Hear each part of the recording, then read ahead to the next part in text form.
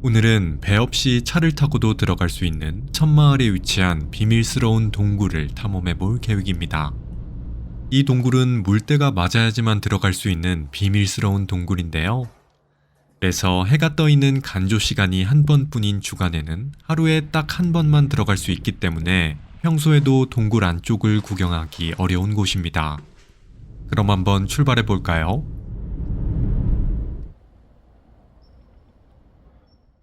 차를 타고 가는 중간에 일출이 멋있어서 한번 카메라에 담아봤습니다. 아침 일찍 나온 보람이 있는 멋있는 풍경입니다.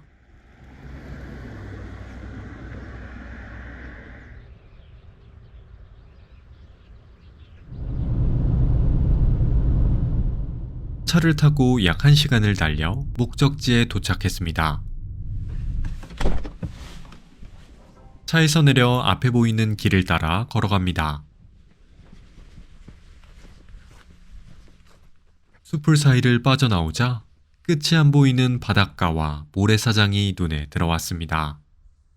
이곳은 전라남도 신안군 임자도에 위치한 해변인 어머리 해변입니다. 임자도는 신안군의 최북단에 위치한 섬으로 들깨가 많이 생산된다 하여 임자도라 불리는데요.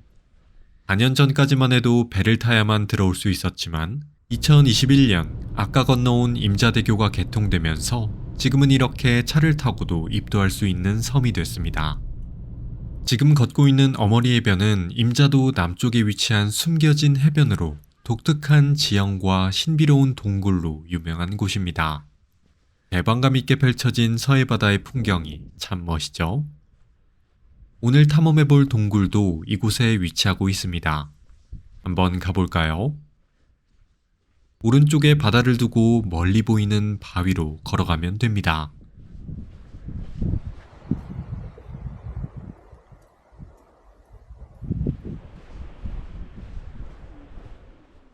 해변길을 따라가자 양옆으로 웅장한 기암 괴석들이 자리 잡은 신비로운 공간이 등장했습니다. 그 높이가 어찌나 높던지 올려다보는데 고개가 다 아플 지경이었습니다.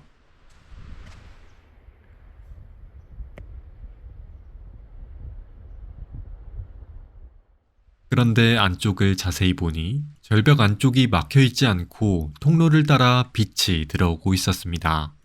그냥 지나칠 수 없겠죠? 안으로 한번 들어가 보겠습니다.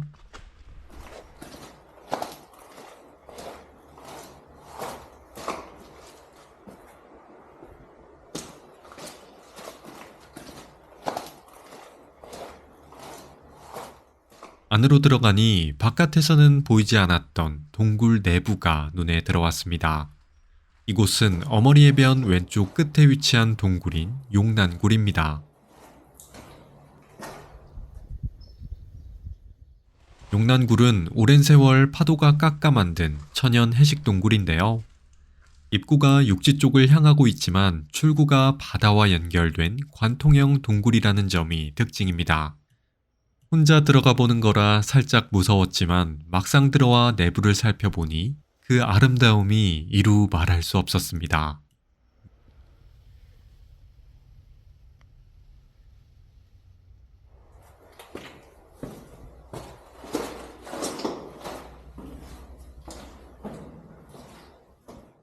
내부에는 신기한 새도 서식하고 있었습니다.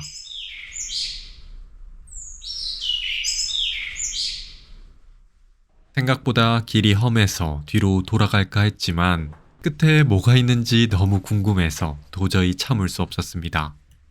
안전하게 손까지 이용해서 동굴 출구로 이동합니다.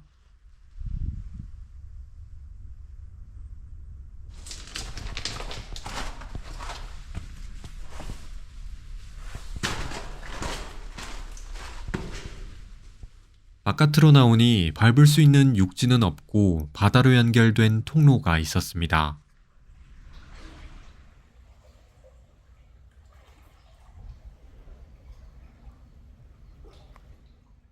반대편 통로로 빠져나올 순 없었지만 이곳에서 바라보는 용난굴의 풍경을 본 것만으로도 충분히 만족스러웠습니다.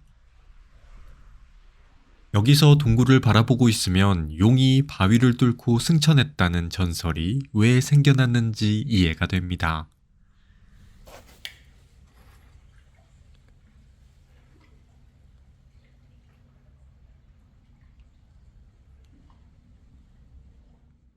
신안군은 염전과 천일염도 물론 유명하지만 이런 아름다운 명소가 숨어 있는 줄은 이번에 처음 알았네요. 그럼 구경을 마치고 다시 동굴 밖으로 나가볼까요?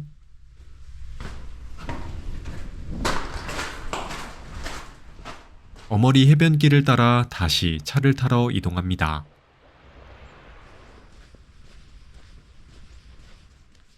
그럼 다음 목적지로 이동해 볼까요?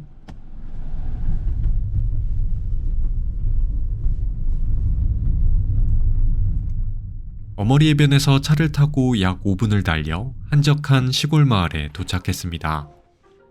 여기서 골목길을 따라 안쪽으로 들어가면 됩니다.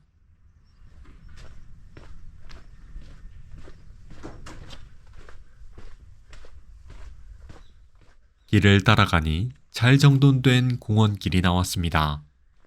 이곳은 조선 후기 조일용 화가의 거적지인 만구음관입니다. 조일용은 조정의 예속 논쟁에 개입했다가 1851년 이곳 신안군 이흑암리로 유배되는데요. 그런데 오히려 3년이라는 긴 유배 시간은 조일용의 예술 세계를 더 성숙하게 하는 계기를 만들어줬다고 합니다.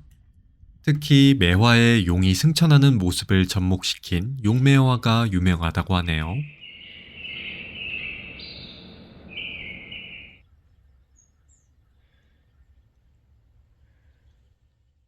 고요하고 평화로운 자연이 곁에 있는 이흑암리 마을 풍경을 보고 있으면 왜 이곳이 조일용 화가를 한층 더 성장시킬 수 있었는지 이해가 됩니다.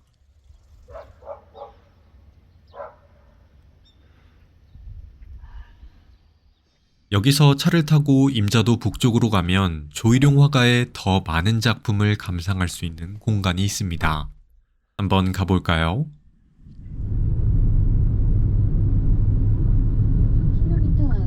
목적지가 왼쪽에 있습니다.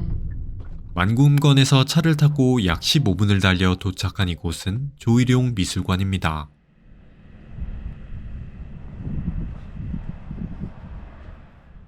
미술관 2층으로 올라가면 유배 당시 조일용이 그렸던 다양한 작품들이 전시되어 있습니다.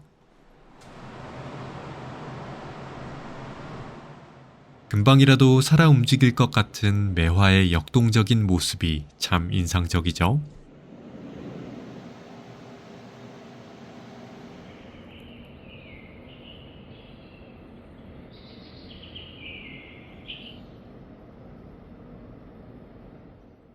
미술관 다른 공간에는 이렇게 사설 전시도 진행되고 있었습니다.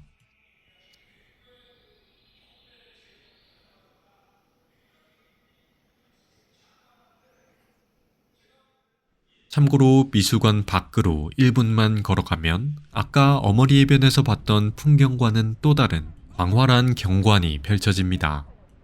이곳은 우리나라에서 가장 길고 넓은 모래 해변을 지니고 있는 대광 해수욕장입니다. 이름에서도 알 수 있듯이 클 대자에 빛날 광자를 쓸 정도로 해변의 규모가 어마어마한데요.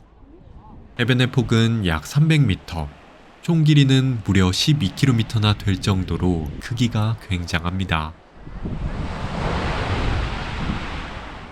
실제로 와서 보면 마치 외국의 커다란 바닷가에 온 듯한 착각이 들 정도로 개방감이 장난이 아닙니다.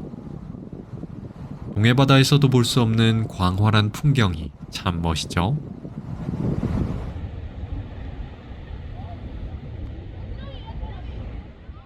해변의 모래는 상당히 단단해서 발 빠짐 없이 편하게 걷기 좋습니다.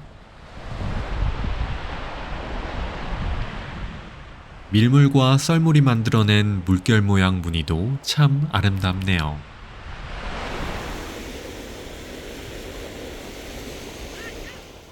저는 대광해수욕장 구경을 마치고 점심을 먹으러 다시 차를 타고 이동했습니다.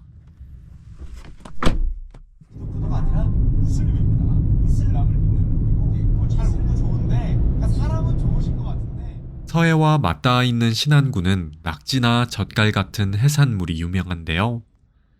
그런데 또 한 가지 유명한 음식은 바로 짱뚱어탕입니다. 만드는 방식은 추어탕과 비슷하지만 맛을 보면 그 느낌이 사뭇 다릅니다. 민물고기인 미꾸라지와 다르게 짱뚱어는 바다 생선이라 특유의 감칠맛과 해산물의 풍미가 일품입니다. 처음 봤을 때에는 비리지 않을까 걱정했는데 거부감 없이 맛있게 먹을 수 있었습니다. 짱뚱어탕을 마지막으로 이번 신안군 여행이 마무리됩니다. 하루에 딱 한 번만 들어갈 수 있는 바다 동굴에서 느낄 수 있었던 신비로운 풍경, 그리고 여느 관광지에서는 느끼기 힘든 신안군의 이국적인 풍경과 조선시대 역사가 살아 숨쉬는 고즈넉한 풍경까지, 이번 주말 사랑하는 사람과 함께 신안군으로 걷는 여행을 떠나보시는 것 어떠신가요? 지금까지 걷는 여행이었습니다. 시청해주셔서 감사합니다.